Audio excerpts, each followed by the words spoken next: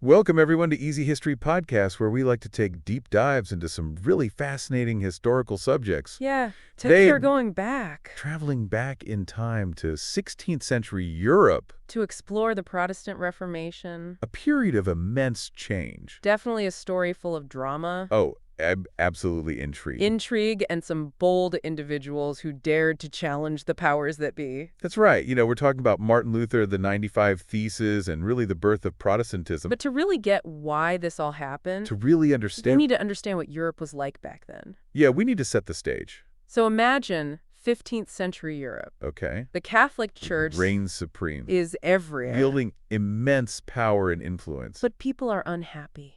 But beneath the surface, discontent simmers. Yeah, there's a lot of corruption. Yeah, corruption within the church is rampant, And I mean rampant. absolutely fueling resentment among the populace. It's really hard to imagine a 13-year-old cardinal, but that's exactly what happened. Yeah, you're talking about Giovanni de' Medici, right? I Yeah. mean, talk about a system that's just Right for criticism. right for criticism, right? And then there's this practice of pluralism, Yeah, where church officials are holding multiple positions just to line their pockets. just for more money. Yeah, just to increase their income, and it further eroded the public trust. Yeah, it seems like it wasn't just about theological debates, No, it wasn't. but about power, Power. corruption, and this growing feeling that things needed to change. Absolutely. And that call for reform came from both within and outside the church. Okay, so from within, Yeah, so you have groups like Theatine Samashi and Barnabites emerge. what were they all about? Well, they were advocating for a return to stricter religious observance. Okay. A simpler, more authentic faith. So almost like a spiritual spring cleaning. Precisely. And simultaneously, you have these Christian humanists like Erasmus of Rotterdam. Oh, yeah, I've heard of him. Yeah, wielding the power of education and scholarship to challenge the status quo. What did he do? Well, he wrote this satirical work called In Praise of Folly, Oh, wow. and it mercilessly lampooned the hypocrisy of the clergy. I can just imagine. And then his translation of the Bible from Greek was revolutionary. What was revolutionary about that? Well, suddenly, scripture wasn't solely in the hands of the church. Individuals could read and interpret it for themselves. That's huge. Yeah, it really opened the door for alternative understandings of faith. But this is where Martin Luther comes in. Yeah, Martin Luther, a German monk wrestling with deep spiritual anxieties. Yeah. His discovery of the gospel and this idea of salvation through faith alone. That would become central to the Reformation. Oh, absolutely, it would ignite it. So what was this idea? Well, Luther found solace in the idea that God's grace was freely given, Okay. not earned through good works or rituals, Okay. and this belief would become the cornerstone of his challenge to the church. And all of this comes to a head in 1517. Yeah, with the infamous indulgences. Indulgence. Yeah, Pope Leo X, needing funds to complete St. Peter's Basilica, started selling these indulgences. So what were they? Essentially, they were offering forgiveness for sins in exchange for money. Wow. Yeah, So you could basically buy your way out of sin. it really represented the commodification of faith. Yeah, and a complete betrayal of what the gospel was all about. Absolutely, and Luther found it deeply troubling. So what does he do? Well, on October 31st, 1517, Luther takes action. That's Halloween. Yeah, it is a great trivia question, right? Right. He nails his 95 Theses to the church door in Wittenberg. Oh, wow. It's a direct attack on the church's authority and the spark that ignites the Reformation. So this is really the Big Bang moment. Yeah, think about the audacity of that act. Imagine a world without social media, Okay. where the printing press is the most powerful tool for spreading information. Makes sense. Luther used this technology brilliantly. His theses quickly spread throughout Europe, sparking debate and challenging the very foundation of the Catholic Church. Wow. Okay, so let's unpack these 95 Theses. Okay. They weren't just complaints, right? No, they weren't. They laid out Luther's core beliefs. His core theological principles. Right, so what was the first one? The first principle, sola scriptura, asserted the Bible as the sole authority in matters of faith. Okay. Individuals could interpret Scripture without the church acting as intermediary. That must have been so liberating. It was, for many, empowering them to engage with their faith on a personal level. Right. Then there's sola fide, Which is... salvation through faith alone. Okay. A gift from God, not something earned through good works or rituals. So your relationship with God became most important. Paramount, not your standing within the church hierarchy. That's a huge shift. And finally, the priesthood of all believers. What's that all about? Luther argued that all Christians have direct access to God, Okay. eliminating the need for a hierarchical priesthood. So you're completely changing how the church functions.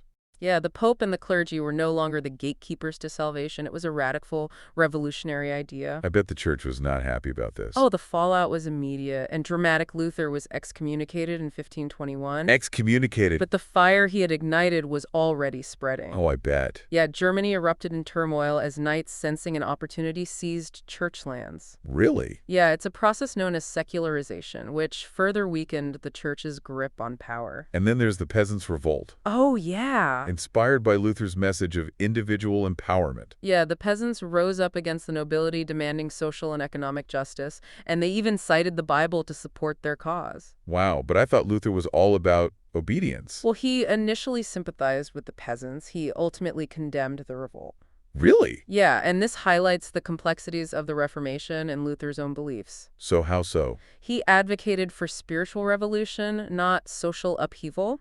He believed in obedience to secular authority, which put him at odds with more radical reformers like Thomas Müntzer. Okay, so what did Munzer believe? Well, Müntzer believed that God's kingdom extended to the earthly realm, So- justifying resistance against unjust rulers. That's quite a contrast. It really highlights the different interpretations of Luther's ideas and how they fueled social unrest. So fascinating how a theological debate could have such profound social and political consequences. Absolutely, and the Reformation was just getting started, you know? Really? Yeah, the ideas were spreading like wildfire, with figures like Ulrich Zwingli in Switzerland taking up the mantle of reform, albeit with his own unique theological spin. It's like this chain reaction, Yeah. with each reformer adding their own take on Luther's core principles. Precisely, and into this volatile mixed steps, John Calvin, a French theologian who would systematize Protestant theology and leave an indelible mark on history. Okay, Let's talk about Calvin. Yeah. Yeah, so Calvin, this guy, he writes this book called Institutes of the Christian Religion, and it really becomes like a cornerstone of Protestant thought. You know, Okay. it laid out this systematic theology that really emphasized God's sovereignty Mm-hmm. and this idea of predestination. Predestination, that's Yeah,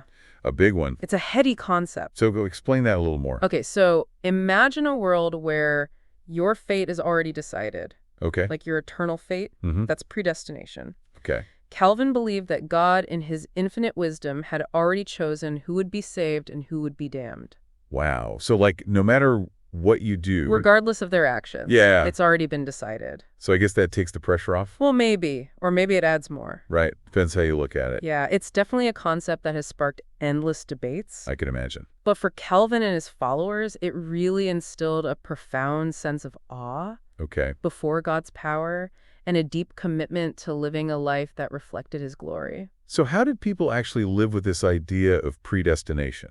Well, that's the interesting thing. Okay.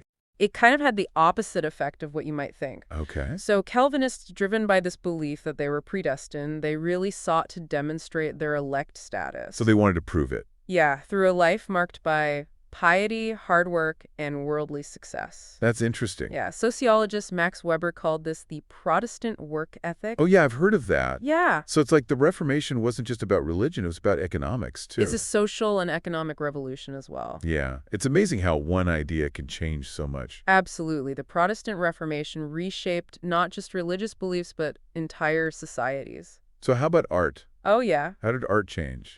Well, I mean, the Reformation had a huge impact on the arts. Really? How so? Well, you know, you think about Michelangelo's Sistine Chapel ceiling, Oh, yeah. all that grandeur and religious imagery. Mm-hmm. Well, Protestant artists, they turn away from that. Okay. They focused on more secular themes, Like what? landscapes, portraits, scenes from everyday life. So more grounded in the real world. Yeah, it was a shift from the divine to the human, Okay. from the symbolic to the tangible. Interesting. Yeah, think of artists like Rembrandt, Vermeer, Dürer. Oh, yeah. Their works captured the beauty of the mundane, the humanity of everyday life. And this all reflects this Protestant idea of a personal relationship with God. Exactly. Okay, so what about music? Oh, music changed too. Really? How so? The Protestant Reformation gave birth to the hymn, Okay. a form of congregational singing that really revolutionized religious music. Okay, so what was so revolutionary about hymns? Well, for starters, they were sung in the vernacular. So not Latin, No, the language of the people. so everyone could understand. Exactly. It fostered a sense of communal worship. Okay.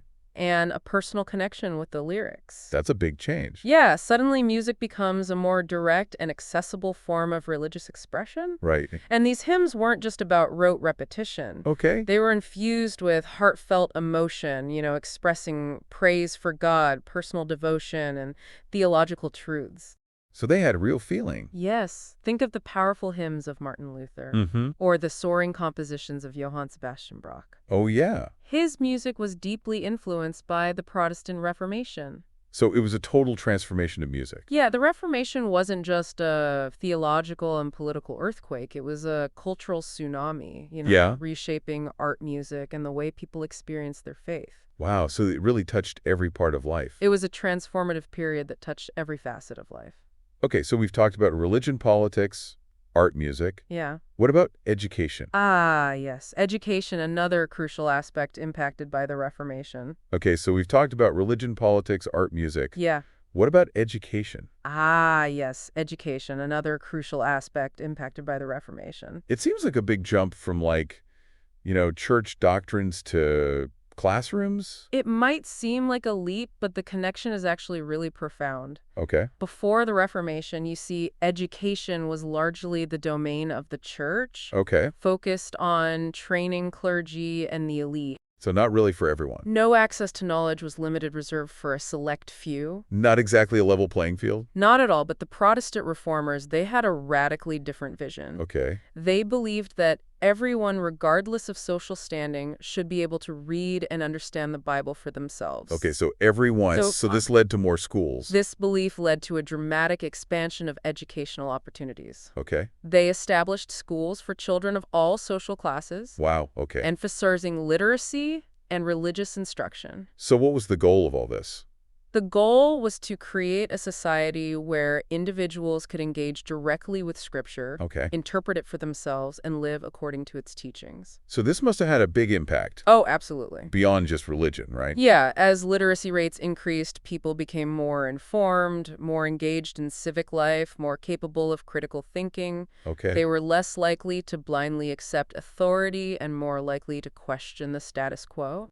So it's like this intellectual revolution. In many ways, it was. Wow. Think about the scientific revolution that followed the Reformation. Oh, yeah. Many of the key figures, like Copernicus, Kepler, Newton, All big names. they came from Protestant backgrounds. Really? Their groundbreaking discoveries challenged long-held assumptions Okay. and really paved the way for modern science. It's amazing to think that the Reformation had a part in all that. It's really incredible how these ideas could have such far-reaching consequences. And what about universities? Oh yeah, the impact extended to higher education as well. How so? Protestant reformers established new universities and reformed existing ones, Okay. shifting the focus from purely theological studies to a broader range of subjects. So like what? The humanities sciences law. Wow, so much more. It broadened the scope of education. So universities became how well-rounded? Exactly, catering to a wider range of interests, preparing students for a variety of careers. That's how we think of universities today. And this broadened educational approach has had a lasting impact on Western society, Okay. shaping our modern concept of a well-rounded education that equips individuals to be informed citizens, critical thinkers, and active participants in a complex world. That's a great way to put it. Yeah. So as we wrap up our deep dive into the Protestant Reformation, Yeah. it's clear that its legacy goes way beyond just religious doctrines. Oh, absolutely. It's a story about challenging authority, empowering individuals, and this thirst for knowledge that continues to shape our world today. The Reformation reminds us that seemingly small acts of defiance can have seismic consequences, Right. that ideas have the power to transform societies, And and that the pursuit of knowledge is essential for individual and collective progress. I like that. Yeah. It also makes you think about the role of individual conscience, Mm-hmm. the balance of power between church and state, the importance of education in a free society. Those are questions that we still grapple with today. As we navigate the complexities of our own time, the Protestant Reformation offers valuable lessons and insights. It does. It reminds us of the power of questioning the importance of critical thinking and the enduring human desire for freedom, autonomy, and understanding. Well said on that note. We'll leave you to ponder the enduring legacy of the Protestant Reformation. Thanks for joining us on this deep dive.